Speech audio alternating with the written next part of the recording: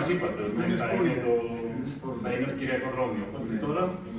Κοιτάξτε, ο πατέρας μου τα τελευταία χρόνια είχε κάνει κάτι εκπομπές. Τις έλεγε «Πατρίδα μου Ελλάδα». Από τη Μακεδονία, ένας ραδιοφωνικός σταθμός είχε ζητήσει και τις έχω κρατήσει όλες. Και είναι και αυτές αριστούργημα. Δεν θέλω όμως να πω κάτι. Είναι μια κοπιαστική δουλειά η οποία πρέπει να βρει το χρόνο της, να οριμάσει.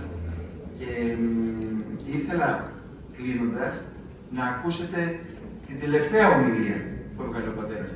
Την τελευταία. Θα το καταλάβετε ότι είναι τελευταία από τη φωνή του. Τι κύριε Γάμαντη. Εδώ κοντά. Λίγες μέρες μετά πήγε στο νοσοκομείο. Είναι στους πρώτους χαιρετισμούς της Παναγίας, Φεβρουάριος 2023. Τέλη Φεβρουαρίου, αρχές Μαρτίου 2023. Και αγαπητοί αδελφοί,